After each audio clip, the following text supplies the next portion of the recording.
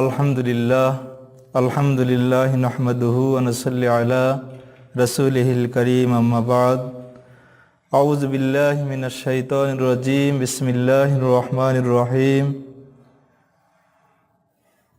ইন্নাল্লাহা ওয়া মালাইকাতাহু ইউসাল্লুনা আলান নবী ইয়া আইয়ুহাল্লাযীনা আমানু সাল্লু আলাইহি ওয়া সাল্লিমু তাসলিমা আল্লাহুম্মা সাল্লি আলা মুহাম্মাদিন ওয়া আলা আলি মুহাম্মাদ কামা সাল্লাইতা আলা ইব্রাহিম ওয়া আলা আলি ইব্রাহিম ইন্নাকা হামিদুম মাজিদ আল্লাহুম্মা বারিক আলা মুহাম্মাদিন ওয়া আলা আলি মুহাম্মাদ কামা বারাকতা আলা ইব্রাহিম ওয়া আলা আলি ইব্রাহিম ইন্নাকা হামিদুম মাজিদ। আলহামদুলিল্লাহ, সম্মানিত উপস্থিত পরিচালক, সম্মানিত শ্রোতাবৃন্দ, আসসালামু আলাইকুম ওয়া রাহমাতুল্লাহি ওয়া বারাকাতুহু।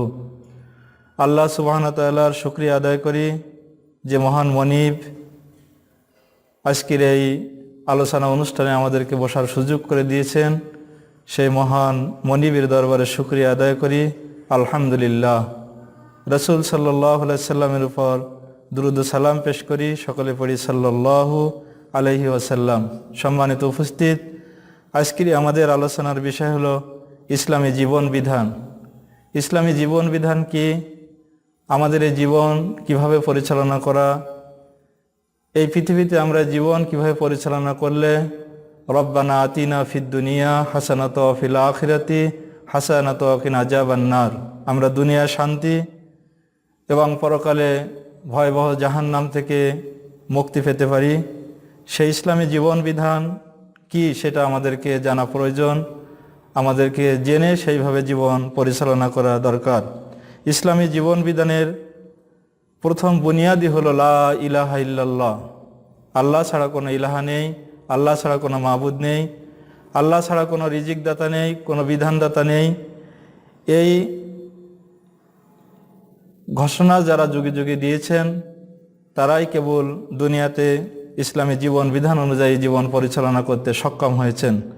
আল্লাহ সুবহানাহু ওয়া তাআলা যুগে যুগে যত নবী রসুল পাঠিয়েছেন সকল নবীর একই দাওয়াত ছিল যে লা ইলাহা ইল্লাল্লাহ, আল্লাহ ছাড়া কোনো ইলাহা নেই। প্রিয় উপস্থিত, আমরা এই ইসলামী জীবন বিধান সম্পর্কে আল্লাহ সুবহানাহু ওয়া তাআলা আমাদের যে প্রথম যে হুকুমটা দিয়েছেন সেটা আল্লাহ তাআলা বলেছেন যে ইনিল হুকমু ইল্লা লিল্লাহ, তোমরা যারা ইসলাম অনুযায়ী জীবন পরিচালনা করতে চাও তোমাদের প্রথম শর্ত হলো যে আল্লাহর সুবহানাহু ওয়া তাআলার এই হুকুম এই জমিনে তোমার ব্যক্তি জীবনে, পারিবারিক জীবনে, সামাজিক জীবনে, রাষ্ট্রীয় জীবনে আল্লাহর হুকুম প্রতিষ্ঠা করতে হবে, আল্লাহর হুকুম অনুযায়ী জীবন পরিচালনা করতে হবে। আল্লাহ সুবহানাহু ওয়া তাআলা আরো বলেন যে আমার হুকুম অনুযায়ী ইসলামী জীবন বিধান মানতে গিয়ে আমার হুকুম অনুযায়ী, আমার ইসলামী জীবন বিধান অনুযায়ী তোমাদের বন্দেগী, তোমাদের ইবাদত, তোমাদের দাসত্ব সব কিছু এই অনুযায়ী হবে। আল্লাহ সুবহানাহু ওয়া তাআলা আরও বলেন যে মাইয়ুতি আর রসুলা ফাকাদ তাআল্লাহু, যে ব্যক্তি আমার রসুলের আনুগত্য করলো, যে ব্যক্তি প্রকৃতভাবে আমার রসুলের আনুগত্য করলো সে আমাকে আনুগত্য করলো, সে আমার বিধান মানল। প্রিয় উপস্থিত, তাই ইসলামী জীবন বিধান অনুযায়ী আমাদেরকে সিদ্ধান্ত নিতে হবে যে আমরা কিভাবে আমাদের জীবন পরিচালনা করব। যেমন ইসলাম এমন একটি জীবন ব্যবস্থা, ইসলাম এমন একটি জীবন বিধান যে একটি মানুষের ব্যক্তি জীবন, পারিবারিক জীবন, সামাজিক জীবন, রাষ্ট্রীয় জীবন সকল ক্ষেত্রেই সে ইসলামকে নিয়ে চিন্তা করে। আল্লাহ সুবহানাহু ওয়া তাআলার এই ঘোষণা অনুযায়ী এই সংক্ষিপ্ত, অথচ এটা সংক্ষিপ্ত একটা কথা, কিন্তু এর গভীরতা, এর পর্যালোচনা অনেক দীর্ঘই। তাই যে ব্যক্তি ইসলামী জীবন বিধান অনুযায়ী জীবন পরিচালনা করতে চায় তার কয়েকটি গুণাবলীর কথা এখানে বর্ণনা করা হয়েছে। তার প্রথম গুণাবলী হলো সে যখন প্রকৃতভাবে ঘোষণা দেবে লা ইলাহা ইল্লাল্লাহ, তখন সে প্রথম ঘোষণা অনুযায়ী সে প্রকৃত সমাজ নির্ধারণ করতে পারবে যে এই সমাজে আমাকে কিভাবে চলতে হবে। দ্বিতীয়ত সে একটি ইসলামী সমাজ গঠন পদ্ধতি গবেষণা করতে পারবে। তৃতীয়ত সে জাহিলি সমাজ ব্যবস্থা সম্পর্কে তার একটা ধারণা এবং পার্থক্য জন্মাবে যে কোনটা জাহিলি এবং কোনটা তাওহিদি। চতুর্থ, তার সমাজে কিভাবে দিন প্রতিষ্ঠা করতে হবে, তার জীবনে কিভাবে ইসলাম প্রতিষ্ঠা করতে হবে, ইসলাম অনুযায়ী জীবন পরিচালনা করতে হবে, সে জ্ঞান তার অর্জন হবে। প্রিয় উপস্থিত, আমরা এ পর্যায়ে এসে ইসলামী সমাজের, আমরা যে সমাজে বাস করি এই সমাজটা যদি ইসলামী সমাজ হিসাবে আমরা গঠন করতে পারি, তাহলে ইসলামী সমাজের বৈশিষ্ট্য কি হবে, ইসলামী সমাজের সেই ইসলামী সমাজের বৈশিষ্ট্যের গুরুত্ব কি হবে, আল্লাহ সুবহানাহু ওয়া তাআলা কোরআনে কারিমের ভিতরে সে কথা আল্লাহ তাআলা বলেছেন যে আলহামদুলিল্লাহ, আমরা ইসলামী সমাজের বৈশিষ্ট্য সম্পর্কে আলোচনা শুনছিলাম যে ইসলামী সমাজের বৈশিষ্ট্য হলো কালেমা শাহাদাতের বন্দিগি স্বীকৃতি দেয় এবং উহার উপর পন্থা নিরূপণ করে। সমাজে আকীদা, বিশ্বাস, ইবাদতের সকল অনুষ্ঠান, আইন কানুন, রীতিনীতি, বন্দিগির বাস্তব নমুনা পেশ করে একমাত্র যে ব্যক্তি আল্লাহর একত্ববাদে বিশ্বাস স্থাপন করে না, সে প্রকৃতপক্ষে এক ও অদ্বিতীয় আল্লাহর বন্দিগিরিতে প্রস্তুতি নয়। এ সম্পর্কে আল্লাহ সুবহানাহু ওয়া তাআলা বলেন, ওয়াকাল আল্লাহু লা তাত্তাখিযু ইলাহাইনি ইসনাইনি, তোমরা অধিক ইলাহার ইবাদত বন্দিগিরি করো না। আল্লাহ তাআলা অধিক ইলাহার আনুগত্য করতে নিষিদ্ধ করেছেন। ইন্নামা হুয়া ইলাহু ওয়াহিদ, তোমরা কেবলমাত্র এক আল্লাহর এক ইলাহার ইবাদত বন্দিগিরি করে চলো। ফাইয়া ইয়া ফারহাবুন, আল্লাহ সুবহানাহু ওয়া তাআলা তিনি কোরআনে কারিমের ভিতরে ঘোষণা করেন, ওয়ালাহু মা ফিস সামাওয়াতি ওয়া মা ফিল আরদি ওয়ালাহুদ্দীনু ওয়াসিবা, আসমান এবং জমিনের একমাত্র মালিক হলো আল্লাহ সুবহানাহু ওয়া তাআলা। তাই এই জমিনে আল্লাহর দ্বীন প্রতিষ্ঠা থাকবে। এজন্য আমাদের উচিত এবং দায়িত্ব হলো ইসলামী জীবন,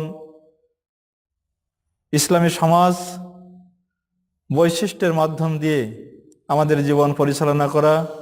কারণ এ জমিন আল্লাহর, এ আসমান আল্লাহর, এখানে আল্লাহ সুবহানাহু ওয়া তাআলার সকল ক্ষমতা, সকল গুণগান সব কিছু প্রতিষ্ঠিত রয়েছে এবং থাকবে। আল্লাহ সুবহানাহু ওয়া তাআলা বলেন, আফা গয়রাল্লাহি তাত্তাকুন, তাই তোমরা আল্লাহ সুবহানাহু ওয়া তাআলাকে ভয় করো এবং আল্লাহ সুবহানাহু ওয়া তাআলার ভয়ের মাধ্যমেই তোমাদের জীবন পরিচালনা করো। আল্লাহ তাআলা অন্য জায়গায় বলেছেন,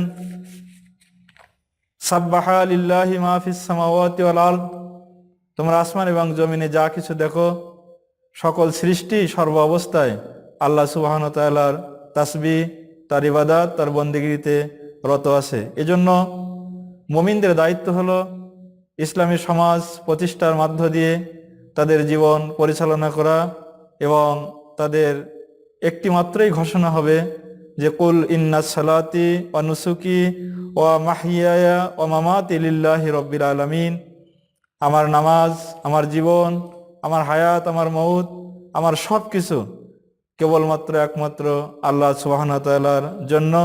লা শারীকা লাহু, আমি আল্লাহর সাথে কাউকে শিরিক করি না।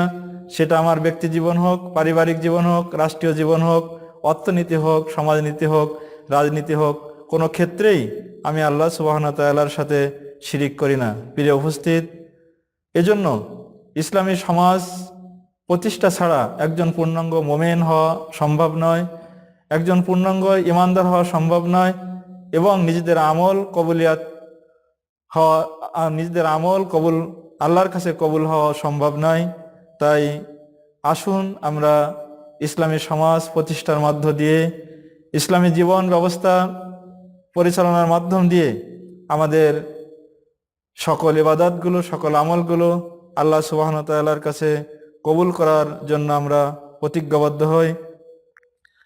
রাসূল সাল্লাল্লাহু আলাইহি সাল্লাম, আল্লাহ সুবহানাহু ওয়া তাআলা কোরআনে কারিমের ভিতরে বলেছেন, আমার নবী তোমাদেরকে যে আদেশ করেছে তোমরা সে আদেশ বাস্তবায়ন করো, আমার রাসূল যা নিষিদ্ধ করেছে তা থেকে তোমরা বিরত থাকো। রাসূলুল্লাহ সাল্লাল্লাহু আলাইহি সাল্লামের জীবনের দিকে যদি আমরা লক্ষ্য করি, আল্লাহ রাসূল তার ব্যক্তি জীবনে কেমন ছিলেন, সামাজিক জীবনে কেমন ছিলেন, রাষ্ট্রীয় জীবনে কেমন ছিলেন, তিনি অর্থনীতি, সমাজনীতি কিভাবে পরিচালনা করেছেন। এজন্য আল্লাহ রাসূল সাল্লাল্লাহু আলাইহি সাল্লাম যেভাবে 23 বছর নবুয়তের নবুয়তি জিন্দেগি পরিচালনা করেছেন, আমাদেরকেও সেইভাবে ইসলামী সমাজ প্রতিষ্ঠা করার জন্য আমাদের জীবনটাও সেইভাবে পরিচালনা করা দরকার। প্রিয় উপস্থিত, আল্লাহ সুবহানাহু ওয়া তাআলা কোরআনে কারিমের ভিতরে বলেন, হুদাল লিন্নাস ওয়া বাইয়িনাতিম মিনাল হুদা ওয়াল ফুরকান। আমি মানুষকে হেদায়েতের জন্য, মানুষকে সঠিক পথ দেখানোর জন্য আমি এই কিতাব নাজিল করেছি, যে কিতাবের মাধ্যম দিয়ে একটি সুন্দর সমাজ, একটি সুন্দর জীবন প্রতিষ্ঠা করা সম্ভব। তাই আজকের যদি আমরা পৃথিবীর দিকে তাকাই, বিশ্বের দিকে তাকাই, আজকের যে আমরা মুসলমানেরা নির্যাতিত, নিষ্পেষিত, অসহায়ত্বের মতন জীবন যাপন করতেছি, তার একটা মাত্র কারণ হলো যে আমরা সেই ইসলামী সমাজ ব্যবস্থা থেকে অনেক দূরে সরে যাওয়ার কারণেই আজকে আমরা আজ নির্যাতিত বলেন, আমরা অপমানিত বলেন, যাই বলেন, তার একটি মূল কারণ হলো আল্লাহর সেই মূল কথা থেকে আমরা অনেক দূরে সরে চলেছি। এজন্য আসুন, আমরা যদি একটি সুন্দর জীবন পরিচালনা করতে চাই, সুন্দর একটা জীবনের বৈশিষ্ট্য আমরা দেখতে চাই, তাহলে ইসলাম ছাড়া, আল কোরআন ছাড়া, রাসূলুল্লাহ সাল্লাল্লাহু আলাইহি ওয়াসাল্লামের আদর্শ ছাড়া সম্ভব না। তাই আল্লাহ সুবহানাহু ওয়া তাআলা আমাদেরকে সুন্দর একটা ইসলামী সমাজ গঠন করার জন্য আল্লাহ তাআলা আমাদেরকে তৌফিক দান করুক। এই বলে আজকের এই বিষয়ের আলোচনা আমরা এখানে শেষ করছি। ওয়া আখিরি দাওয়ানা আনিল হামদুলিল্লাহি রাব্বিল আলামিন। আসসালামু আলাইকুম ওয়া রাহমাতুল্লাহি ওয়া বারাকাতুহু।